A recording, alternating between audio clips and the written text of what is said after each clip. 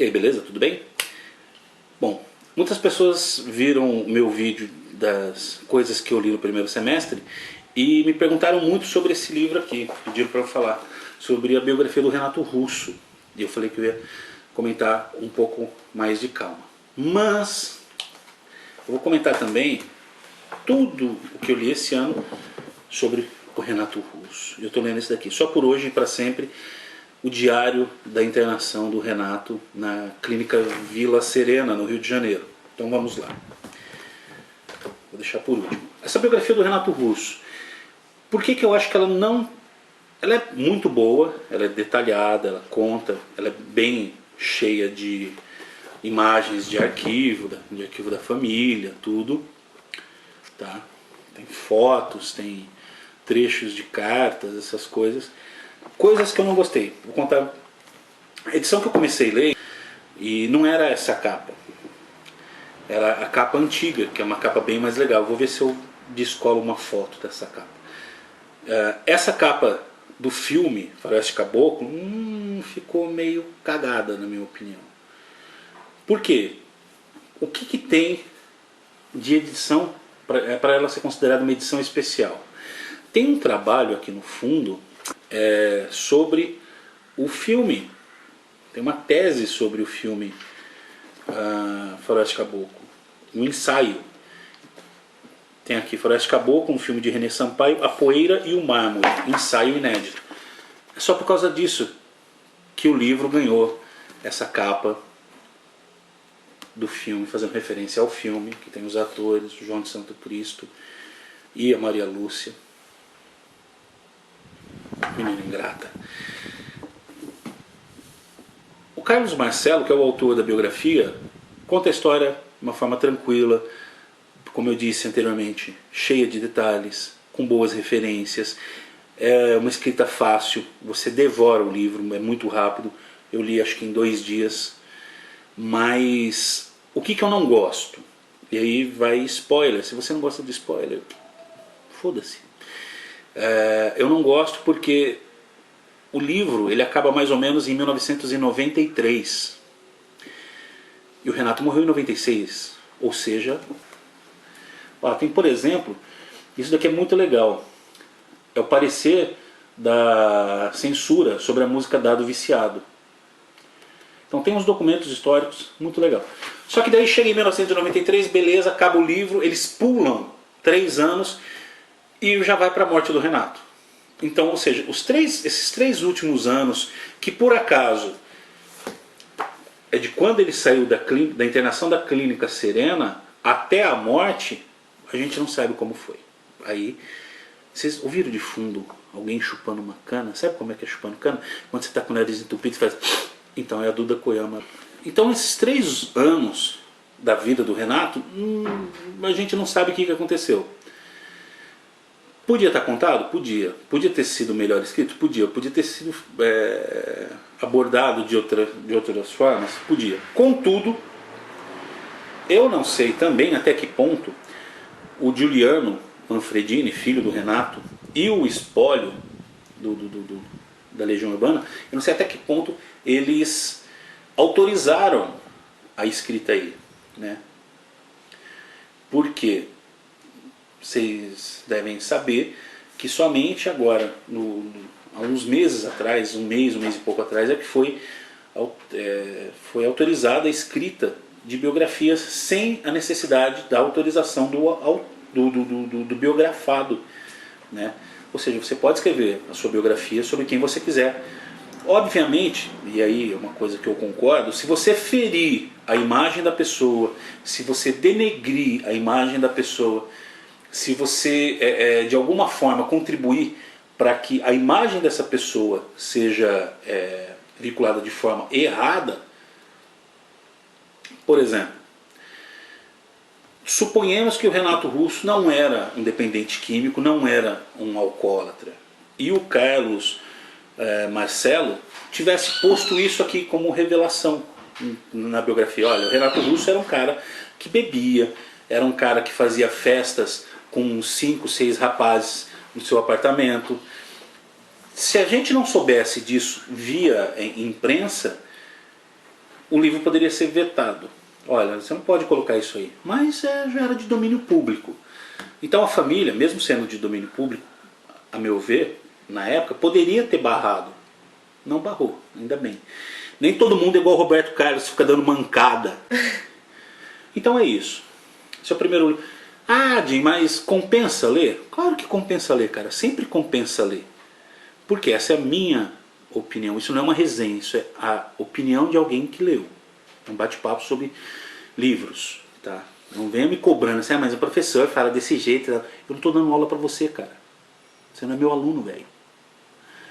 É um bate-papo sobre livros. E eu prefiro mil vezes bater papo com os meus alunos sobre livro e ser sincero com eles do que falar, olha, não, porque esse autor é uma maravilha do universo. E o cara não é. Não é o caso. O Carlos Marcelo, ele é bem competente, escreve um livro bem legal. Eu adoro biografia, vocês sabem.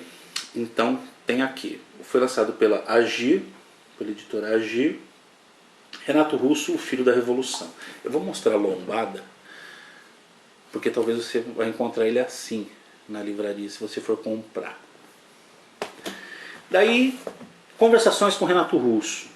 Esse daqui é um apanhado de entrevistas com o Renato. Tá? Então, tem fotos, tem algumas fotos, olha, cara de sapeca. Cara de me encontre no Tinder. Caraca. Mas basicamente algumas coisas que já foram publicadas em jornais e revistas na época que ele estava vivo, viu? O predador nos persegue, todo vídeo é um predador. Daí beleza, daí eu ganhei esse livro da Rose agora.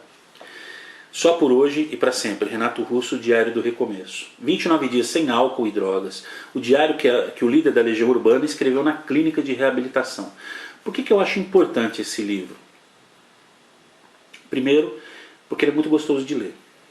O Renato, ele tem foi escrito pelo Renato.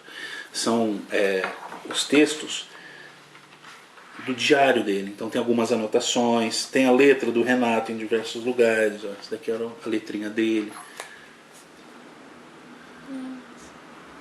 Então isso é muito importante, é legal.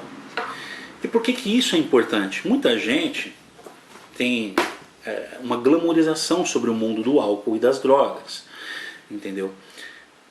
E o cara tava na merda, assim, ele tava se sentindo muito mal a ponto de quase perder o interesse pela vida.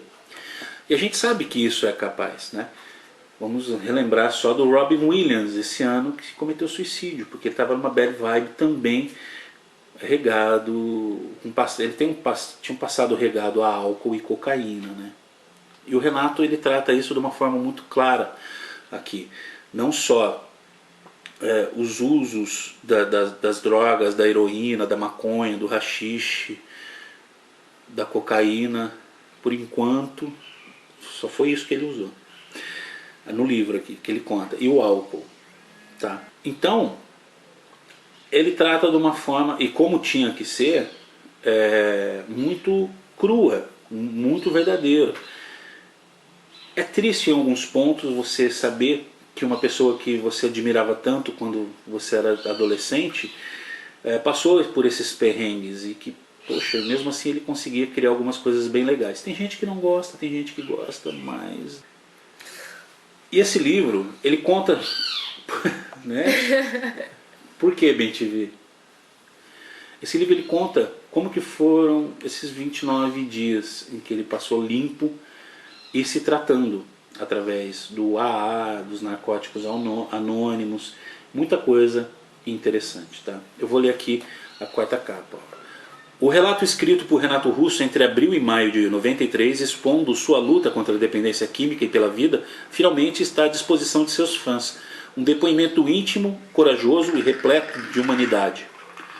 Mais do que os bastidores de uma das maiores bandas da música brasileira e mais do que a reafirmação da sensibilidade do astro do rock, o que emerge dessas páginas é o grande homem por trás do mito, determinado a se erguer das sombras em busca da luz. Tá, ele trata muito pouco, quase nada sobre a Legião Urbana. sobre os outros integrantes, eu estou na metade, estou indo para a última parte da leitura, e em nenhum momento ele cita nem Dado, nem o Marcelo, nem o Renato, que também faleceu esse ano, né?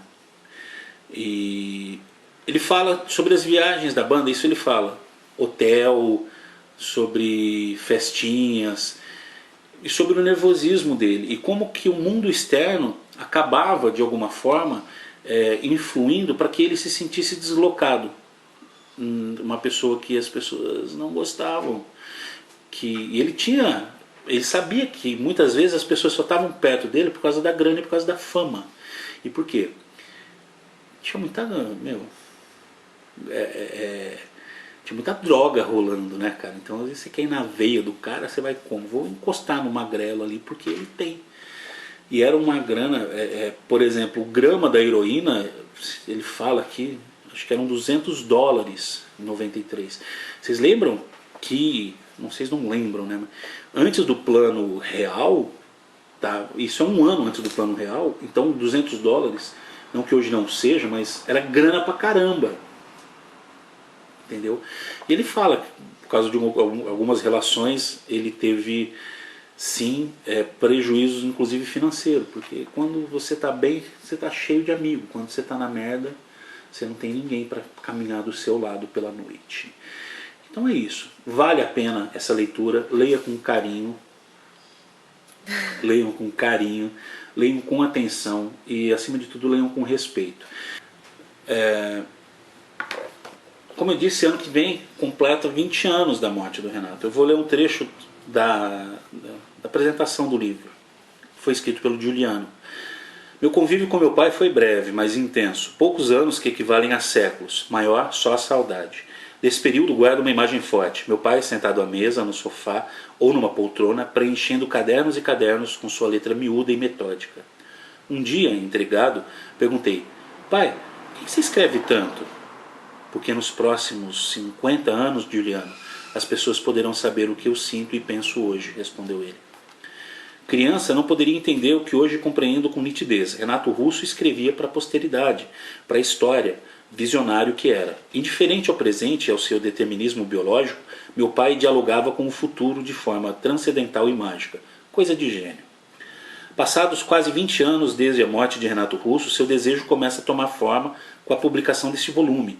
Trata-se do primeiro de uma série de livros que reunirão diários, poemas, letras, obras de ficção e desenhos que meu pai deixou como legado para os fãs e para todos os que queiram entender a dinâmica criativa de um artista multimídia, perfeccionista e brilhante. Esses inéditos que a Companhia das Letras leva ao público não poderiam continuar bem guardados comigo. Agora eles pertencem a todos os que lutam, sofrem, cantam, sonham e principalmente aos que amam a vida, como Renato amou tudo o que fez em sua existência, breve e genial. Então, obrigado Companhia das Letras por esse presente.